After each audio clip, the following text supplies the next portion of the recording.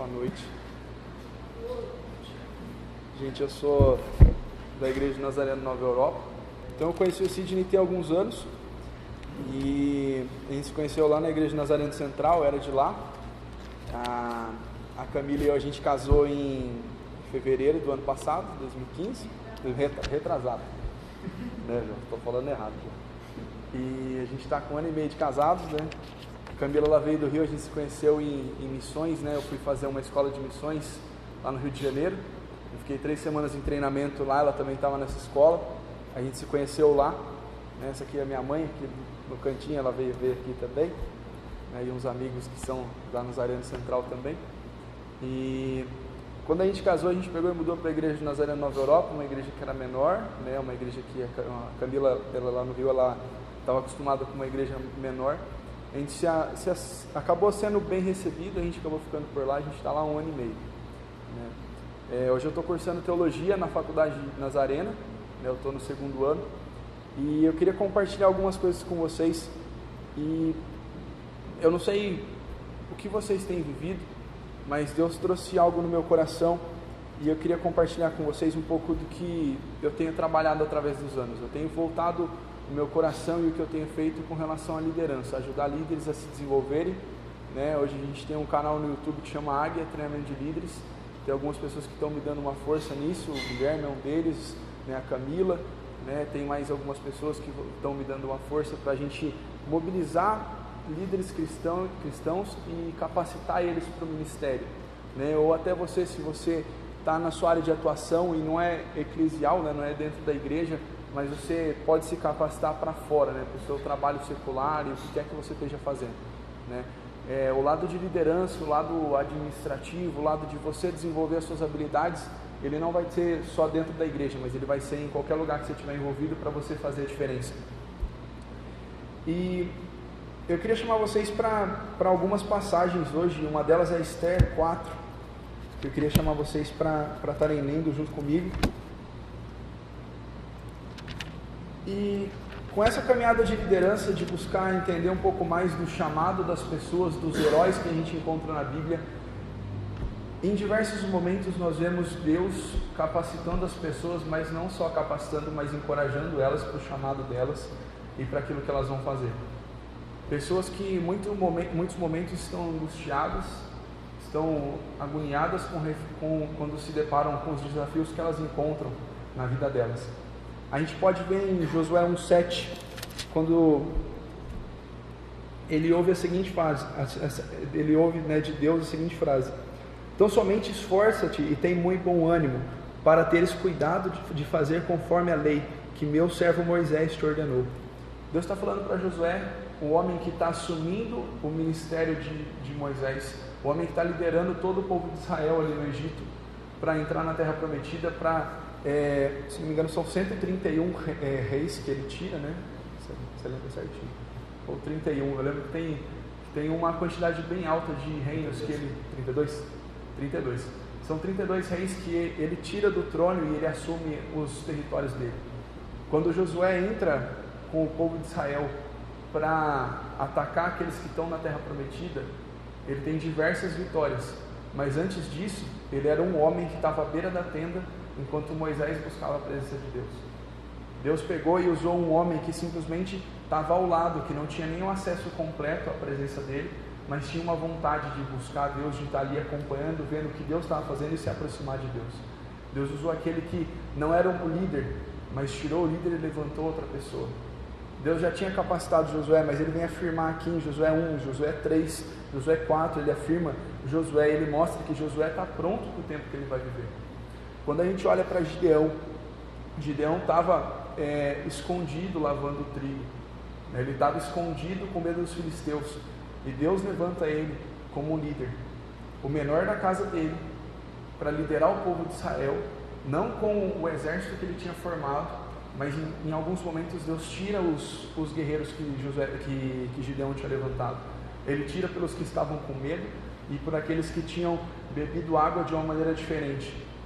Gideão chega com 300 homens para encarar os filisteus, e a confirmação de que Gideão seria o vitorioso nessa batalha vem através de um inimigo filisteu que tem um sonho. E ali Gideão tem a voz de Deus sendo dita para ele através da boca de um inimigo. Gideão não precisou de um profeta, mas Deus usou o inimigo dele para mostrar que eles venceriam a batalha. Deus usou o inimigo dele para mostrar que ele seria vitorioso, que ele junto com o povo de Israel, o povo separado por Deus, venceria. Em diversos momentos das nossas vidas a gente vai estar com medo, com angústia, com algo no nosso coração e a gente não vai entender o que está acontecendo. Muitas vezes a gente vai ter receio de agir. Gideão teve medo de agir, Elias teve medo de agir, mesmo quando Elias esteve de frente com os profetas de Baal e ele viu fogo cair do céu. Os 500 profetas de Baal foram mortos. Ele teve medo e ele fugiu de Jezabel. Ele foi para uma caverna e esteve sozinho. Ele esteve angustiado. Ele dormiu, veio um anjo, preparou alimento para ele. Ele dormiu de novo, ele estava esgotado. Ele estava angustiado, ele procurou Deus, mas ele não encontrava Deus. Deus tinha dito para ele o que fazer, mas mesmo com a palavra de Deus, ele agiu de maneira errada, ele fugiu. Mesmo após ver uma vitória que Deus tinha colocado no coração dele, ele fugiu. E muitas vezes a gente, em situações complicadas, a gente foge daquilo que a gente sabe que é a verdade que Deus tem para nós.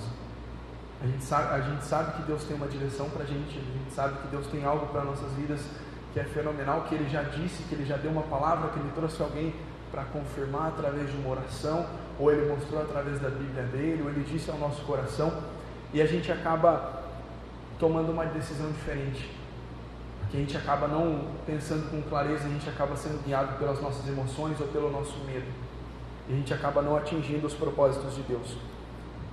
Em Esther 4, 13 a 17, eu queria ler com vocês. Então disse Mardoqueu que tornassem a dizer a Esther: não imaginas em teu ânimo que escaparás na casa do rei mais do que os outros judeus, porque se de todo te calarem neste tempo, socorro e livramento de outra parte virá para os judeus, mas tu e a casa do teu pai perecereis, e quem sabe se é para tal tempo como que chegaste a este reino. Então disse Esther que tornassem a dizer a Mardoqueu: vai e junta todos os judeus que se acharem em Suzã, e jejuai por mim, e não comais nem bebais por 3 dias, nem de dia nem de noite. Eu e as minhas moças também assim jejuaremos, e assim irei com o rei, ainda que não é segundo a lei, e perecendo pereço. Então Mardoqueu foi e fez conforme tudo quanto Esther lhe ordenou. Mardoqueu, ele era o tutor de Esther, ele está num diálogo aqui com ela. Ele tinha acabado de saber a notícia que seriam exterminados todo o povo de Esther, que ele seria exterminado. Ele rasga as roupas dele, coloca panos de saco e vai para a entrada do palácio. Ele não entra no palácio para conversar com Esther, mas ele manda um servo de Esther falar com ela, e esse diálogo acontece umas 3 vezes, de ida e volta. Esther estava dentro do palácio. Esther fazia parte do povo judeu, e o povo judeu estava para ser atacado nesse momento.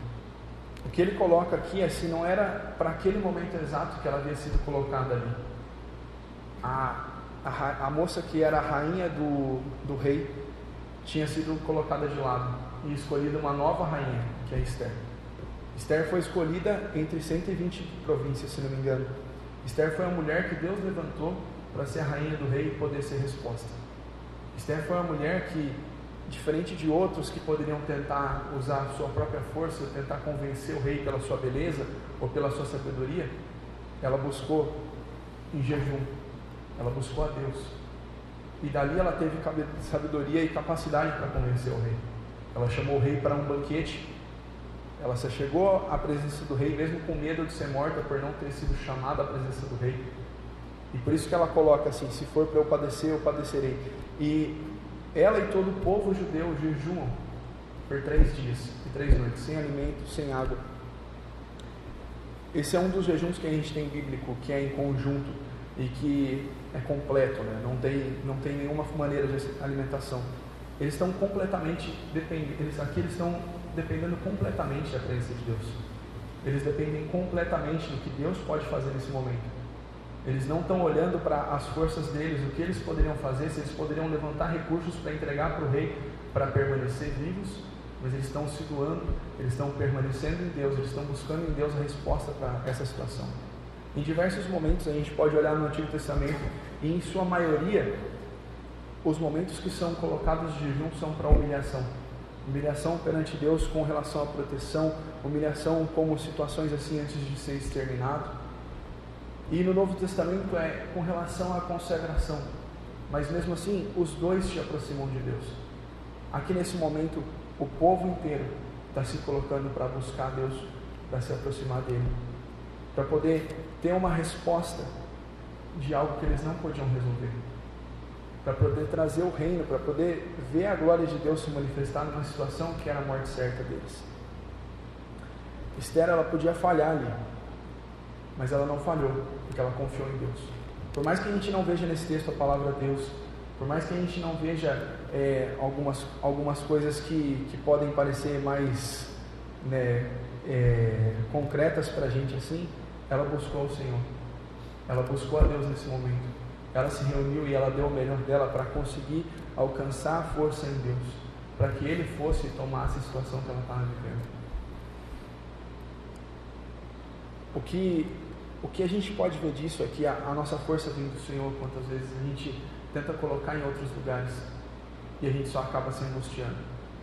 Quantas vezes a gente não tenta olhar e buscar a nossa força em outro lugar, ou tenta fazer as coisas com as nossas forças. A Bíblia fala que alguns confiam em homens, outros confiam em carros e cavalos, e muitas vezes a gente perde não a nossa fé, mas a gente perde a nossa confiança, a nossa convicção do que a gente tem que fazer e de qual que é o caminho que a gente tem que seguir, qual que é o caminho que a gente tem que trilhar para encontrar aquilo que Deus tem para nós. E é nesses momentos que nós podemos chegar à nossa destruição, é nesses momentos que nós podemos falhar como cristãos, que nós podemos falhar no nosso propósito, no nosso trabalho, onde quer que a gente esteja envolvido. Esther foi uma pessoa que, além de buscar ao Senhor, ela soube organizar aqueles que estavam sobre ela, organizar aqueles que estavam junto com ela para buscar a Deus. Se a gente for olhar em Efésios 6,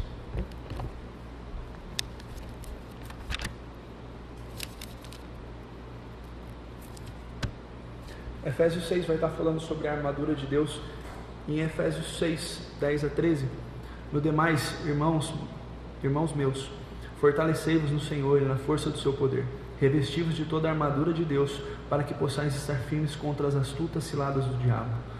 Porque não temos que lutar contra carne e sangue, mas sim contra os principados, contra potestades, contra os príncipes das trevas deste século, contra as hostes espirituais da maldade nos lugares celestiais.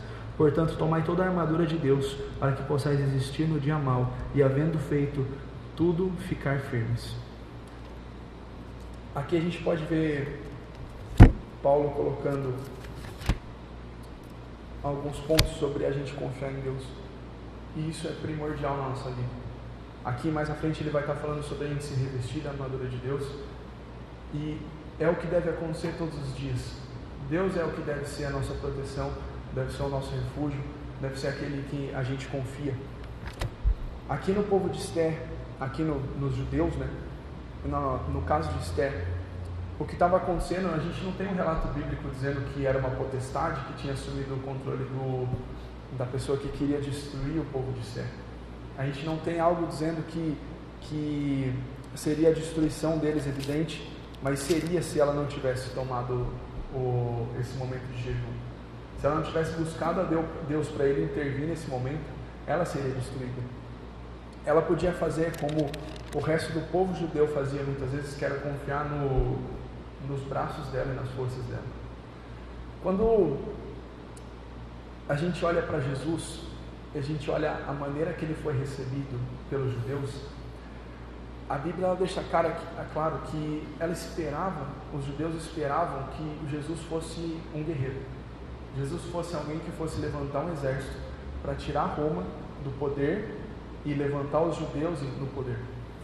Quando a gente olha para a nossa Bíblia aqui hoje, que a gente tem Malaquias ali no último livro antes do Novo Testamento, fica meio confuso para a gente entender isso. Mas a Bíblia hebraica, ela termina com 2 Crônicas. Segunda Crônicas 36, 22 coloca: porém, o primeiro ano de Ciro, rei da Pérsia, para que se cumprisse a palavra do Senhor pela boca de Jeremias, despertou o Senhor o espírito de Ciro, o rei da Pérsia, o qual fez passar pregão por todo o seu reino, como também por escrito, dizendo: assim diz Ciro, rei da Pérsia: o Senhor, Deus dos céus, me deu todos os reinos da terra e me encarregou de edificar uma casa em Jerusalém, que está em Judá. Quem dentre vós é todo o seu povo, quem suba, e o Senhor Deus que seja com ele. Quando a gente olha essa última passagem, o que os judeus tinham naquele momento, hora que eles receberam a Jesus, o que eles viram a Jesus, essa é a última passagem da Bíblia deles, a Bíblia do Antigo Testamento, a Bíblia em hebraico. O que eles estão vendo aqui é um líder militar, um homem que estaria à frente, retomando todo o governo para Jerusalém, retomando o povo escolhido ao seu lugar de direito. Mas quando chega Jesus, um homem que prega a paz, que prega a piedade, que prega o amor, eles olham assim, eles concordam em pontos, mas eles querem alguém que vai tirar os romanos daquele lugar. Eles querem alguém que vai tirar os romanos pela força do braço, que vai tirar os romanos, né, do governo. E Esther, ela podia ter trabalhado dessa maneira. Os homens que eu citei aqui, Gideão, Elias, eles foram homens que trouxeram o poder de Deus. É claro que Elias através do fogo ali, e houve a morte dos profetas, mas Gideão também, ele trouxe o poder de Deus através de uma guerra. Gideão, é claro que os homens de Gideão não atacaram os filisteus que se mataram naquela ocasião, mas em diversos momentos da nossa Bíblia, a gente vê no Velho Testamento homens se levantando para ir pelos braços deles, pelas forças deles, para fazer a diferença em nome de Deus. E eles fazem, como a gente pode ver o exemplo de Josué, que pôde abrir caminho pela terra prometida. Deus levanta vários líderes. Ele levantou Saul, um homem que teve medo logo que recebeu o seu chamado. Quando é colocado que o profeta Samuel chama Saul para o ministério, chama ele para ser o novo rei de Israel, o primeiro rei de Israel, ele se esconde no meio das pessoas, ele se esconde no meio do lugar ali, sendo que ele era o mais alto, ele era a pessoa que mais se destacaria na multidão. Ele tenta se esconder porque ele estava com medo, muito provavelmente, ele estava agoniado, angustiado com essa situação.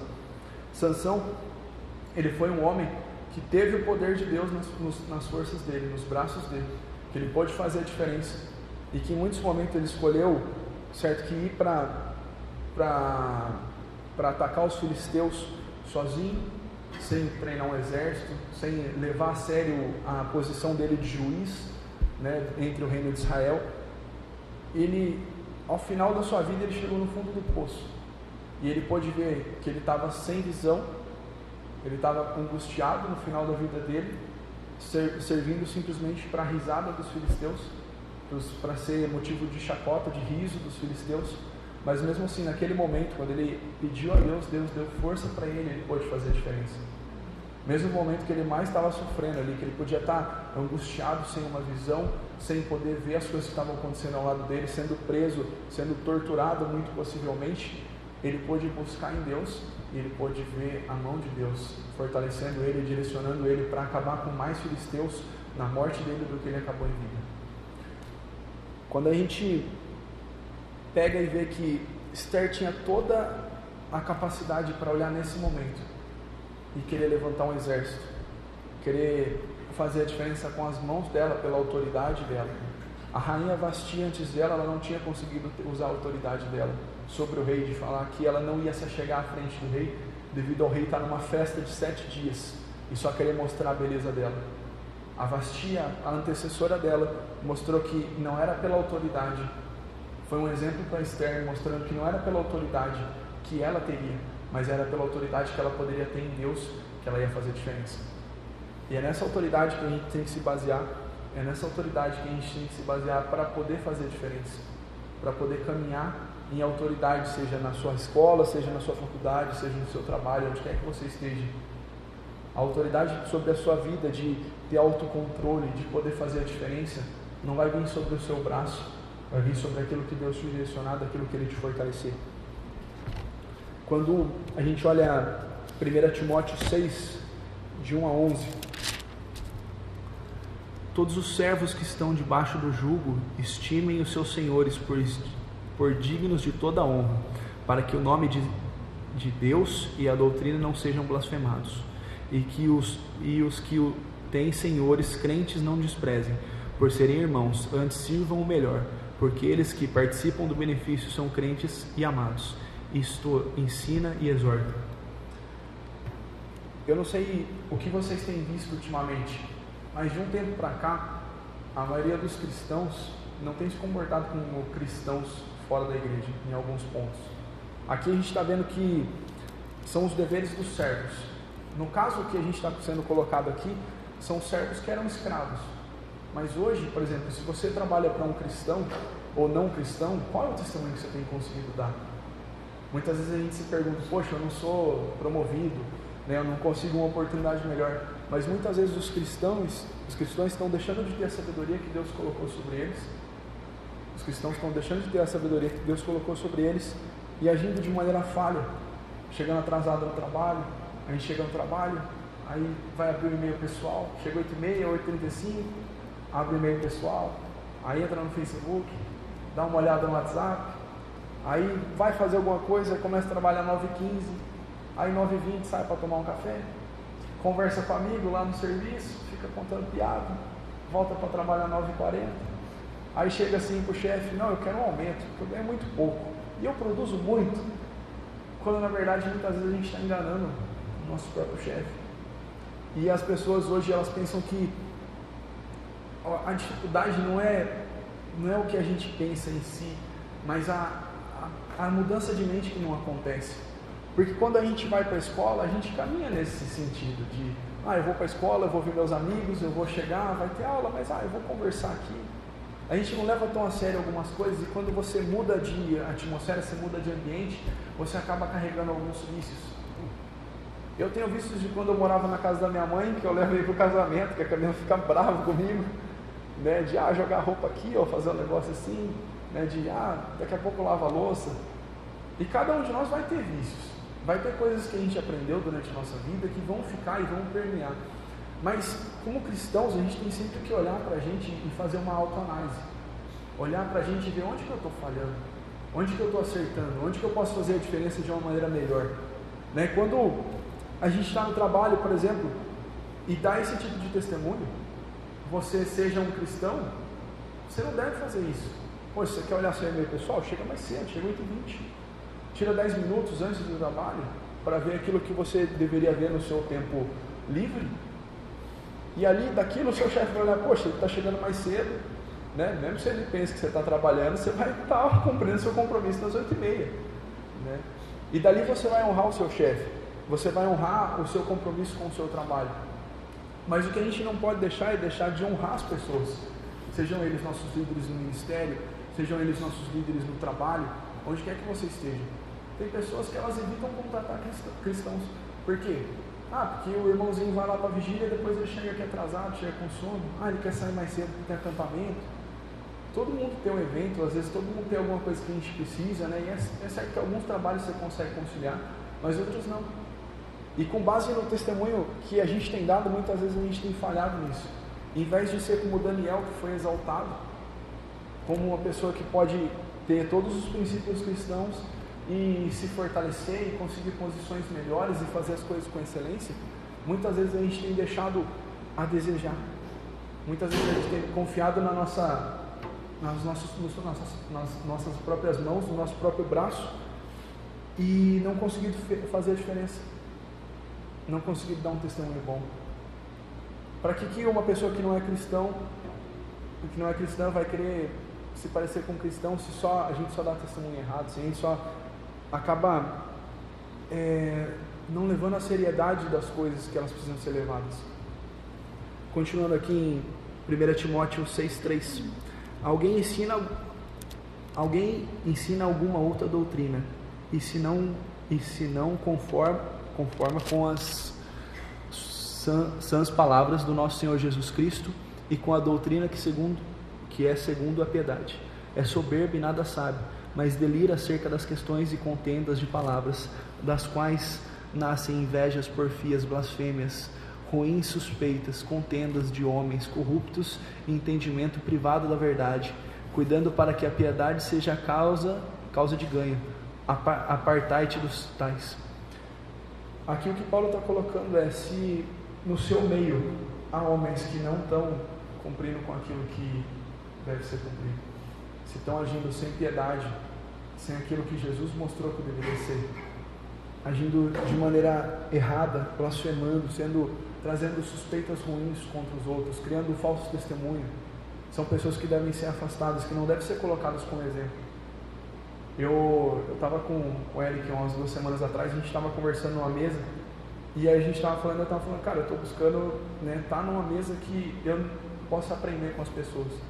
Na minha faculdade, tem pastores, tem pessoas que ainda não estão no ministério, mas eu sempre procuro estar perto de pessoas que já estão trabalhando, pessoas que já estão podendo fazer diferença para poder aprender.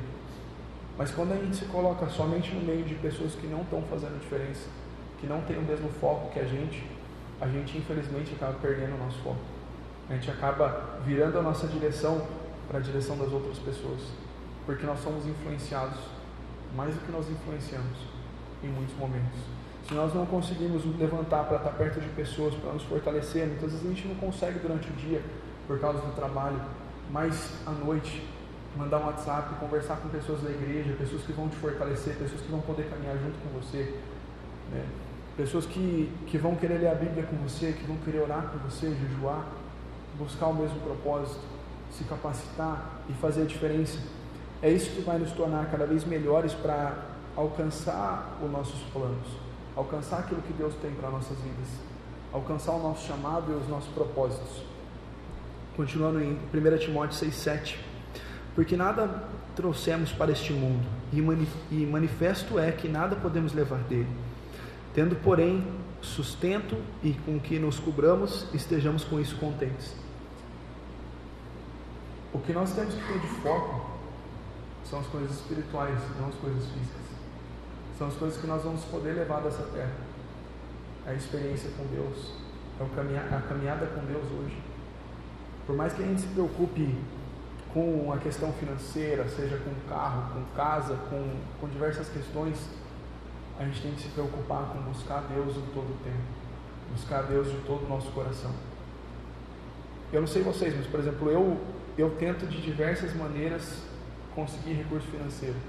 Eu estou mexendo com Bitcoin, que é moeda virtual, às vezes eu estava mexendo com Tesouro Direto, e Deus dá a capacidade para a gente para fazer dinheiro, para conseguir administrar os nossos bens e fazer recursos financeiros aumentarem, para a gente usar para missões, para a gente usar para comprar uma casa, para a gente ter um lugar para morar, para a gente ter recursos, ter uma vida mais tranquila, conseguir ir para o campo. Mas nada disso é importante. Nada disso tem que ser prioridade nas nossas vidas. Algumas pessoas Deus levanta como pessoas que vão ser ricas, mas aquele que corre atrás da riqueza, ele não vai encontrar ela, muito provavelmente.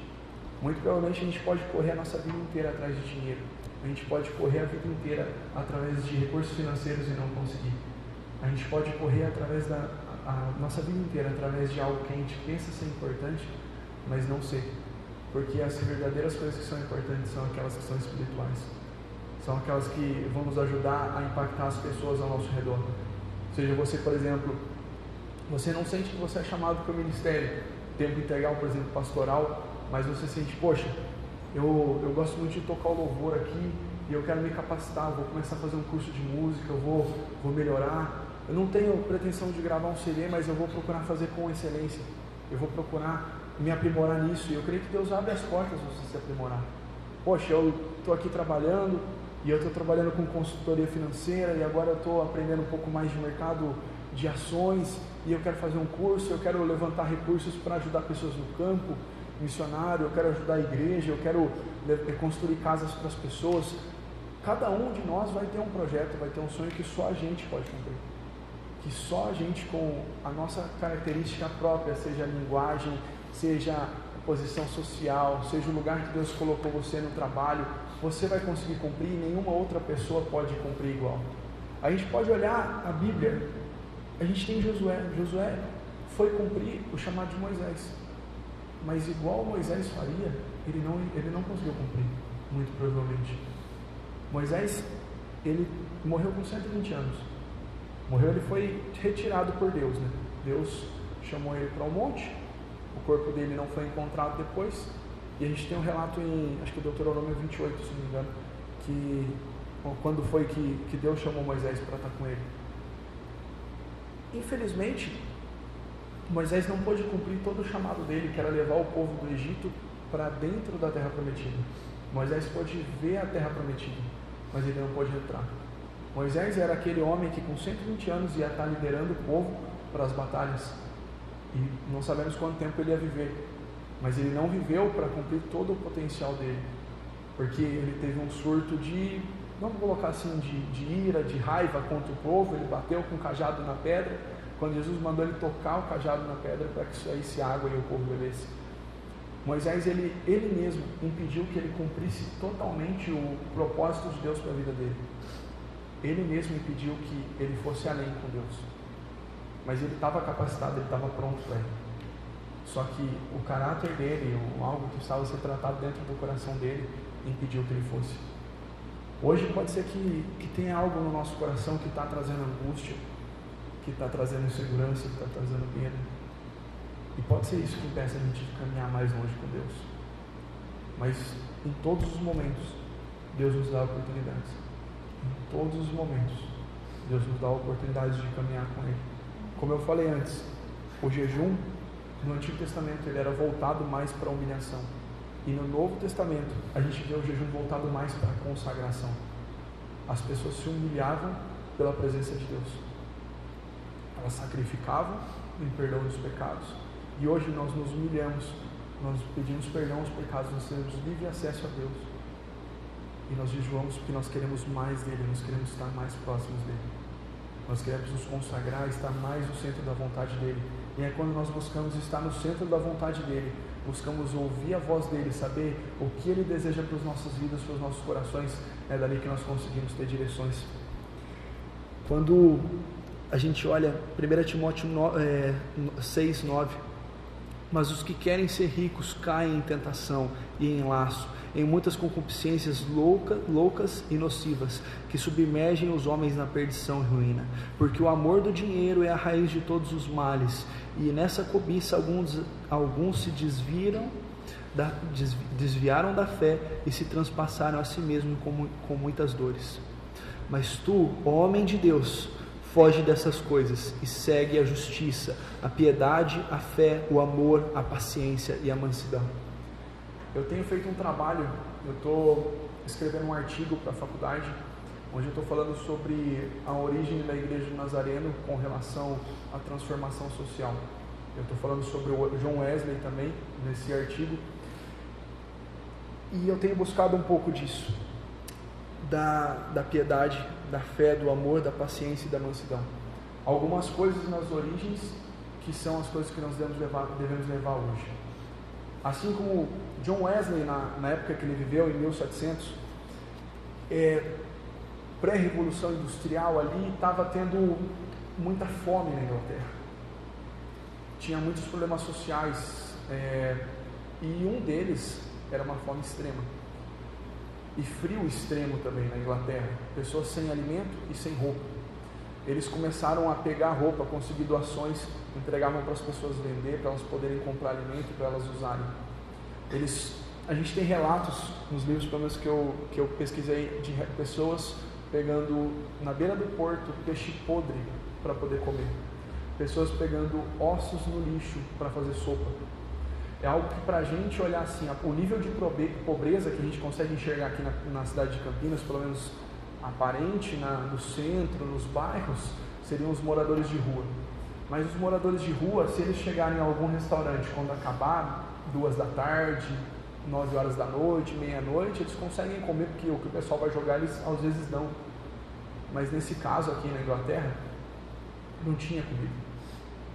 Se o cara é outro tempo, né? Outra realidade, porque a gente vive depois da Revolução Industrial, a gente tem tudo industrializado hoje, a gente tem tudo de uma maneira fácil, rápida, a gente tem fast food, a gente tem lanchonete 24 horas, mas aqui é um tempo onde não havia alimento, Não havia como a pessoa chegar até não tinha como a pessoa fazer um empréstimo como a gente tem hoje, não tinha como a pessoa fazer um curso técnico e conseguir um trabalho melhor e aí fazer a diferença.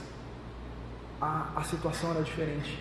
E naquele momento as pessoas ali, o Clube Santo, quando o John Wesley funda o Clube Santo em Oxford para iniciar o metodismo, né, a partir do Clube Santo, são pessoas que se doam pelos irmãos, pelas pessoas que estão ou não na fé. E é isso que a gente deve fazer, a gente se doar pelas pessoas, através da piedade.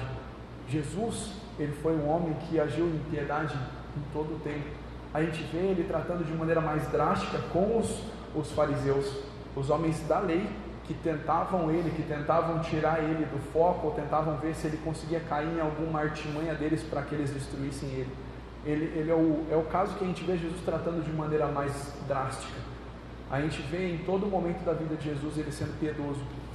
Os 2 momentos de multiplicação, ele simplesmente multiplica o alimento, porque ele se importa com aquelas pessoas que estavam há 2, 3 dias ali ouvindo ele.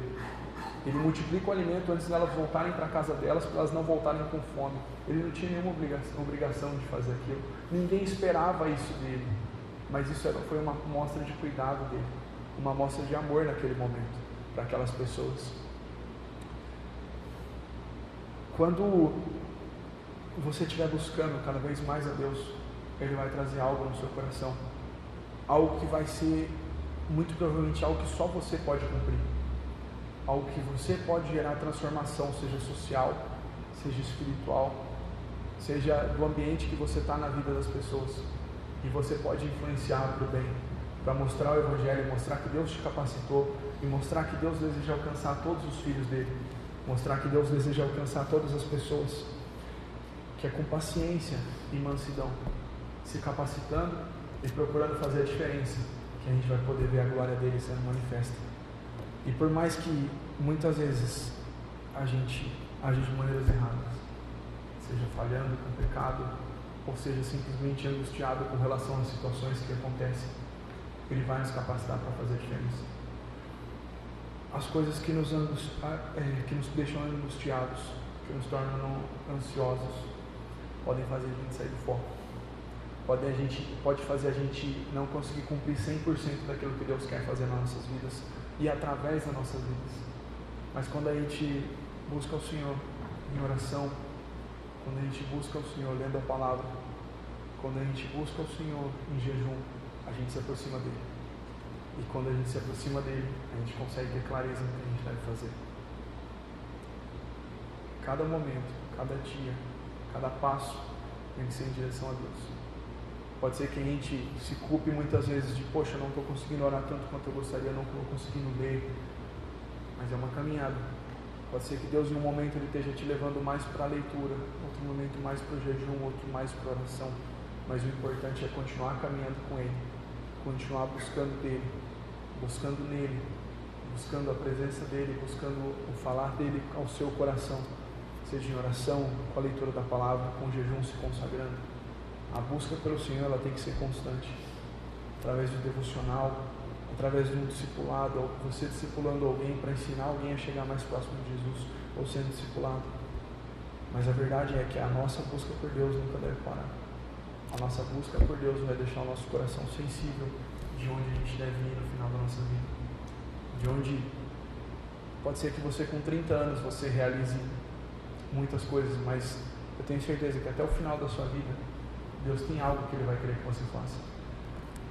A gente tem o Billy Graham, que foi um líder cristão, um pastor, um evangelista nos Estados Unidos, que fez conferências, fez cruzadas, foi cabeça de um movimento evangelístico gigantesco, que pôde alcançar muitas pessoas. E muitas vezes na posse dos presidentes dos Estados Unidos, eles chamavam ele para estar orando pelo novo líder da nação.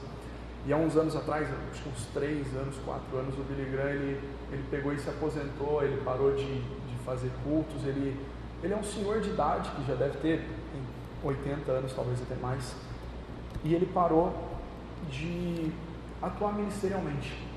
Mas o que eu tenho para mim é que ele pode ter parado de pregar num culto onde tenham 100, 200, 1000 pessoas, quantas sejam. Ele pode ter parado de ficar de pé diante de uma multidão, mas eu tenho certeza que ele é um homem que continua na casa dele com a Bíblia dele, buscando o Senhor. Ele é um homem que muito provavelmente recebe pastores na casa dele para discipular, para aconselhar. Muitas vezes a gente pensa que na Bíblia, por exemplo, a gente tem uma passagem que fala que jovens eu vos escolhi porque sois fortes, mas não é porque você não tem força que Deus não pode te usar. Pode ser que você já esteja velho, você já esteja cansado, já esteja com mais idade, mas Deus vai fazer a diferença através da sua vida. Isso é um dos meus sonhos, de até o final da minha vida, se eu chegar até uma idade bem avançada, por mais que eu vou ter limitação física de não poder fazer a diferença, de ir para o campo missionário, de fazer uma viagem, de estar numa igreja, eu vou poder estar na minha casa, mas com o ministério ajudando pessoas que precisam, ajudando novos líderes ou pastores que estejam em dificuldade, o que é uma realidade. Muitos pastores hoje não têm com quem se aconselhar. Aqui na região tem um pastor que é aposentado pelo distrito da Nazareno, se não me engano, ele chama Estevão Ripp. Ele é americano, ele veio como missionário para o Brasil para cuidar de pastores. Ele não tem condição mais hoje de sair pregando, sair fazendo missões, sair viajando pelo mundo, mas ele está parado lá em Atibaia, ele está ali fazendo a diferença, ele recebe os homens que precisam de aconselhamento, pastores, e não importa o que Deus já fez na sua vida, ou o que Ele vai fazer, Ele sempre vai ter algo para você, até o final dos seus dias. Ele sempre vai poder te usar, Ele sempre vai poder te usar, não importa onde você esteja, se é no seu trabalho, se é na sua casa, se é aqui na igreja, onde quer que você for para o campo missionário, Ele vai poder fazer a diferença através da sua vida. Seja no ônibus, Ele vai poder te usar para evangelizar alguém, para trazer conforto, para trazer paz, para ser piedoso com as pessoas, assim como Jesus foi. A gente deve a cada momento se aproximar dEle e buscar mais nele. Eu queria orar só. Senhor, eu te agradeço por essa oportunidade de estar aqui essa noite, Pai. Eu te agradeço pelo que o Senhor tocou os nossos corações, Senhor. E eu peço que o Senhor venha sobre nós, Pai. Toda ansiedade, Pai, toda angústia que esteja no coração com relação a qualquer coisa, Pai, que possa envolver o nosso chamado, Senhor, que possa envolver os nossos planos, Pai. Que o Senhor esteja cuidando, Pai. Que o Teu reino esteja sendo edificado, Pai, através das nossas vidas. Que por mais que nós tenhamos falhado, Pai, que nós temos falhas que acontecem diariamente, Pai. Por mais que nós erramos, Pai, por mais que acontece, Senhor, no nosso dia a dia de nós falharmos como homens e como mulheres, Pai, em situações que o Senhor nos coloca para levantar a bandeira do Teu reino, Senhor, ou como pessoas, Pai, no nosso âmbito pessoal, com mentira ou qualquer outra situação, Pai. Eu peço que o Senhor venha sobre o nosso coração, Pai, e traga o Teu reino, Pai, traga o Teu alívio, qualquer angústia, Pai, sobre os nossos pais, Senhor, sobre emprego, Pai, sobre qualquer coisa, Pai, que tenha afligido nossos corações, que nós possamos confiar no Senhor, que nós possamos ver que é o Senhor que pode cuidar de tudo. Assim como Esther, Pai, que nós não tenhamos, Pai, o sentimento de tentar resolver tudo com os nossos braços, mas que nós possamos confiar no Senhor, que nós possamos nos consagrar e nos achegar perto da Tua vontade, Pai. Buscar do Senhor, Pai, sem medo como Gideão, sem medo como Saul, Pai. Convencidos como Josué, Pai, que nós somos fortes e corajosos no Senhor, Pai. Como Paulo, Pai, que pôde influenciar, Pai, através das viagens missionárias que ele fez, Pai. Nos direciona aquilo que o Senhor deseja do nosso coração, Pai. Como os apóstolos, Pai, que puderam entender que eles estavam sendo chamados para pregar o Teu Evangelho, Pai, não para servir as mesas, Pai, que nós saibamos delegar aquilo para as pessoas, Pai, que é necessário, que nós saibamos que o que nós devemos fazer, o que deve ser nosso propósito prioritário na nossa vida, Pai. Se é pregar a palavra, Pai, nos dá a oportunidade, Pai, nos dá a sabedoria, Pai, para poder ensinar, Pai.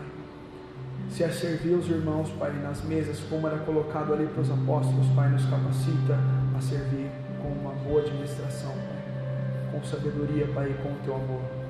Nos ajuda a ser mais parecidos com Jesus do que nós somos hoje, Pai. Nos ajuda a Te agradar e caminhar Te adorando, Pai, em nossa caminhada, Pai. Te exaltando, pois Tu és o Rei dos Reis, Pai. Nós queremos Te adorar, Pai, Te engrandecer e Te glorificar, Senhor. Tira toda a ansiedade, Senhor, toda a angústia dos nossos corações com relação ao futuro, mas que nós possamos viver o dia que estamos dando o melhor para o Senhor, Pai. É o que eu Te peço e eu Te agradeço em nome do Senhor Jesus.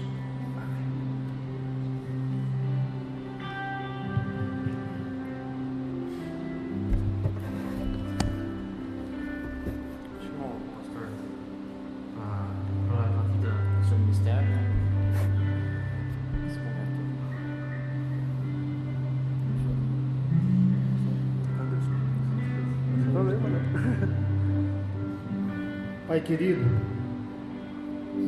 obrigado pela Tua palavra que foi ministrada essa noite. Ó Deus, quantos desafios, mas que possamos tomar decisões, ó Pai, como foi dito aqui, posições, como foi ministrado essa noite. Nesse momento eu lhe peço pela vida do nosso irmão, Pai, pelo Anderson que tem se disposto, tem se chamado e tem se colocado ao trabalho do Senhor, ó Pai. Como ele disse, continua estudando, mas sabemos que os estudos, tudo aquilo que vem, realmente são para colocar em prática no dia a dia, mas aquilo que o Senhor já tem feito no coração dele, é isso realmente o que o Senhor, é isso que Ele pode passar para as pessoas cada vez mais, ó Pai. Mostrar quem é Jesus, mostrar o sacrifício de Jesus que foi feito na cruz e que almas possam ser alcançadas, ó Pai, através da vida do irmão. Pedimos pelo seu ministério, pela sua família, pela sua esposa, pelos seus desafios diários. Que o Senhor esteja abençoando a sua vida, ó Pai, em todas as maneiras e formas, ó Pai, em todas em cada detalhe, pequeno detalhe, e nos grandes detalhes também, nas grandes coisas, ó Pai, da sua vida. Ó Deus, que o Teu Espírito Santo, ó Pai, esteja cada vez mais preenchendo essa vida, Pai, e que ele possa realmente, como ele disse aqui, estar já velho, em idade, mas trabalhando para o Senhor. Ó Deus, continue dando forças a ele, que ele possa ter sabedoria dos altos céus, ó Pai, para que um dia ele possa acabar mais firme, forte, ter combatido o bom combate. Ó Deus, e que cada um de nós aqui também possamos ter esse mesmo pensamento, Pai. Ó Deus, nos cubra, Pai, com as Suas santas mãos, ó Pai, e nos abençoe. Muito obrigado, Pai.